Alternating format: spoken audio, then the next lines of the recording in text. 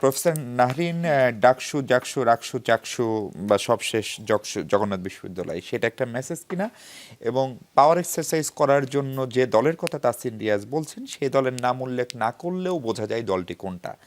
আসলে কি তাই? কারণ গণভোটের মাধ্যমে যদি প্রধানমন্ত্রীর ক্ষমতা একটু কমে এবং বিএনপি যেহেতু মনে করে যে তারাই সরকার গঠন করতে পারবে স্বাভাবিক ভোট হলে, ফলে বিএনপি থেকে প্রধানমন্ত্রী হবেন, ফলে তিনি হয়তো ক্ষমতা কমাতে চান না, মন্ত্রীরা হয়তো ক্ষমতা কমাতে চান না, বিএনপি হয়তো তার নিয়ন্ত্রণের যে রেখা, বিএনপি আগেও রাষ্ট্র চালিয়েছে সেটা কমাতে চায় না, আওয়ামী লীগে নিয়ন্ত্রণ দিয়ে 17 বছর ক্ষমতায় ছিল, ফলে সেই স্বপ্ন তো আরেকটি ক্ষমতায় যাওয়ার উপযুক্ত দলও দেখতে পারে, ফলে এই পুরো দায়টাকে আসলে বিএনপির উপরে যাচ্ছে প্রফেসর নাহরিন।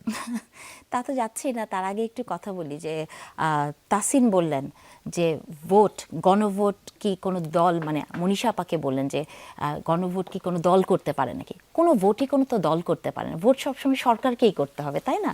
এটাই তো নিয়ম, আয়োজন। হ্যাঁ, ভোটের আয়োজন সবসময় সরকারকেই করতে হবে। আপনাকে তখন দেখতে হবে যে, না আমি বলি ওইটা ডিফারেন্ট, তাহলে এক কাজ করেন, আপনি কথা বলেন। আচ্ছা, ইটস ওকে, আমার মনে হয় আপনি কথা বলেন, সেটা বেটার। হ্যাঁ, লজিক্যাল ফ্যালাসি বলছেন, তাই না? লজিক্যাল ফ্যালাসি কি সেইটা না যে আপনি আগের গণভোট করে, যে কথাগুলো বারবার বলছি, মানে আমি জানি না কেন রিপিট করতে হচ্ছে, আগের গণভোটগুলোর প্রশ্নের স্ট্রাকচারটা দেখেন, যেটা আপনারও কোয়েশ্চেন, কমপ্লিকেটেড কোয়েশ্চেন, কমপ্লিকেটেড 4টা কোয়েশ্চেন, তাহলে আপনি 4টা আনসার রাখতেন, 4টার জন্য 4টা আনসার রাখতেন, হ্যাঁ অথবা না। মনীষা আপা যেটা বললেন যে আমি যদি তাহলে সেটা গণনা প্রক্রিয়াটা আরো কঠিন হতো না? সেটাই বলছি মিশু, মানে পুরো জিনিসটা যে কমপ্লিকেটেড সেটাই বোঝাচ্ছি। মনীষা আপা যেটা বলেন যে আপনার যদি দুইটায় মত থাকে, দুইটায় না থাকে, থাকতেই তো পারে, আপনি একটা মানুষ, তাই না? তাহলে আপনার অ্যান্সারটা কি করে আসবে? এই গণভোট যেটা, মানে এই কথাটা তো সত্যিই আপনাকে বিশ্বাস করতে হবে যে ল্যাঙ্গুয়েজ স্ট্রাকচার, বাংলাদেশে এখন পর্যন্ত প্রচুর মানুষ আছে যে স্বাক্ষর করতে পারলে তাকে আপনি এডুকেটেড ধরেন, সে জানেই না যে ব্যালটটা কি করে ভাঁজ করতে হবে। তো সেই জায়গাতে আমি মনে করি যে এটা একটা কমপ্লিকেটেড ইস্যু। আর যে প্রশ্নগুলো আপনি করছিলেন, যে একটা প্রশ্ন কি ছিল মিশু, যে মানে এই ছাত্র সংসদগুলোর নির্বাচন থেকে বিএনপি, হ্যাঁ, এইটার একটা উত্তর আমি আপনাকে দেই, সব জায়গাতেই দেই, মানুষ বলবে এক কথা সব জায়গায় বলি। আমি বিশ্বাস করি এই মুহূর্তে ছাত্র সংসদের নির্বাচন কোনো রিফ্লেকশন না জাতীয় নির্বাচনে। এটার অনেকগুলো কারণ আছে। দেখেন, একটা বিশ্ববিদ্যালয়ের ছাত্র, তাই না, শিক্ষার জায়গা, মানে অনেক কিছু, এবং ছাত্র নির্বাচনে ধরেন আমি যতদিন বেঁচে থাকবো, কালকেও বলেছে একটা টিভিতে, যতদিন বেঁচে থাকবো এবং বাংলাদেশে থাকবো, আমি বলবো যে ছাত্র নির্বাচনে যে ইঞ্জিনিয়ারিংগুলো হয়েছে সেটি একসময় ইতিহাস সাক্ষী দিবে যে সেটি সত্য ছিল। এখন হয়তো সেটি প্রমাণ হচ্ছে না, কিন্তু হবে।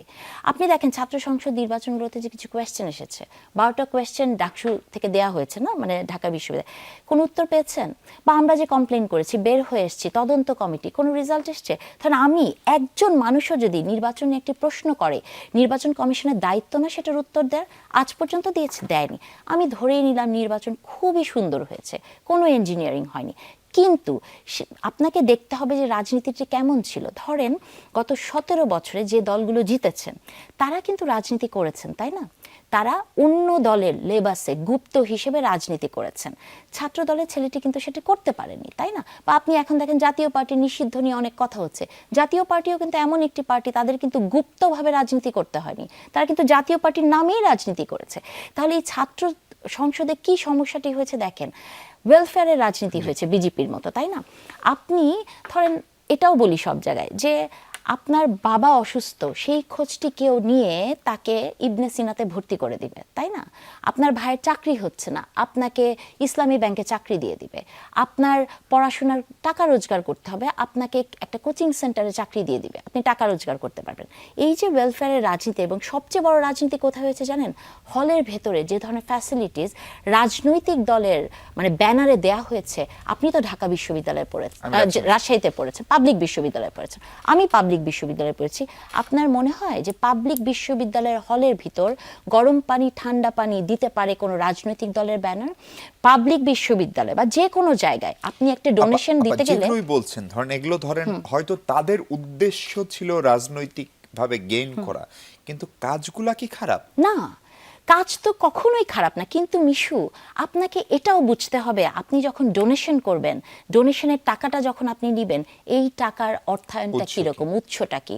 আপনি ধরেন, যেমন ধরেন বাংলাদেশ সালমান এফ রহমান, হ্যাঁ, সে যদি এখন এসে একটা বিরাট কোনো কিছু আপনাকে দিয়ে দেয়, আপনি সেটা নিয়ে নিলেন এবং আপনি জানলেন যে একটা ক্যান্সার হসপিটাল করলো, কিন্তু আপনাকে উত্তর দিতে হবে না টাকাটা কোথায় থেকে এসেছে। তাহলে কিসের এই পরিষ্কার সংস্কার, আপু। তাই না? ছাত্র সংসদ কিসের নিয়ে পরিষ্কার সংস্কার? আপু, ওই প্রশ্নটার উত্তর আপনি করবেন কিনা একটু, কোনটা? যে বিএনপি আসলে গণভোটের পক্ষে কাজ করছে, হ্যাঁ এর পক্ষে, পাবলিক পারসেপশন হচ্ছে এবং তাসনিম রিয়াজও দাবি করছে যে বিএনপি বোধহয় গণভোটটা চায় না বা হ্যাঁ এর পক্ষে না। শুনেন, বিএনপি হচ্ছে আনুষ্ঠানিক ঘোষণা যাই হোক না কেন। বিএনপি হচ্ছে এদেশের অভাগার দল। হ্যাঁ, এই অভাগার দল মানে যাই করে না কেন পারসেপশন গুটি কয়েক দল অন্যভাবে ক্রিয়েট করে। বিএনপি তো সংস্কারের পক্ষে। আপনি দেখেন বিএনপি যে ছাড়গুলো দিয়েছে না, অনেক কিছু ছাড় কিন্তু বিএনপি দিয়েছে। কেন দিয়েছে? বিএনপি নির্বাচন চায়, নির্বাচনমুখী একটা দল। তাদের ছাড়ের জায়গায় কিন্তু যে পরপর 2বার প্রধানমন্ত্রী হতে পারবে না বা অনেক কিছু আছে দেখেছেন। তাহলে সে বিএনপি তো সংস্কারের পক্ষে। সংস্কারের পক্ষে একটি দল কেন হ্যাঁ ভোটের পক্ষে থাকবে না? এবং বিএনপি তো অফিসিয়ালি বলছে। আমি মনে করি যে যেটা তাসিন বললেন যে বিএনপির নিচু লেভেলের নেতারা হয়তো মানে মাঠ পর্যায়ের নেতারা হয়তো এটা বলছে। এখন বিএনপি তো ছোট একটা দল না, বা তাসিনদের মতো একটা দল না যে 100 জন মেম্বার আছে, তাই না? তো যেখানে কোটি কোটি মানে সদস্য আছে, তার নিচের লেভেলে কি হলো সেটাকে তো আপনি বলতে পারেন না।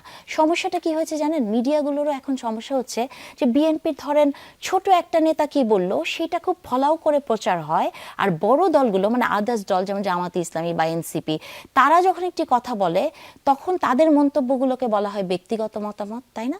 এবং বিএনপিরটাকে বলা হয় রাজনৈতিক মতামত, দলীয় মতামত, তাই না? তাহলে এটাই হচ্ছে এক ধরনের সমস্যা। আমি মনে করি যে বিএনপি সংস্কারের পক্ষে, এবং বিএনপি যদি অফিসিয়াল স্ট্যান্ড হয়, তাদের যদি স্ট্যান্ডিং কমিটি বলে যে আমরা হ্যাঁ ভোটের পক্ষে আছি, তাহলে বিএনপি হ্যাঁ ভোটের পক্ষে সেটাই হ্যাঁ আছে। ভোটের পক্ষে। জি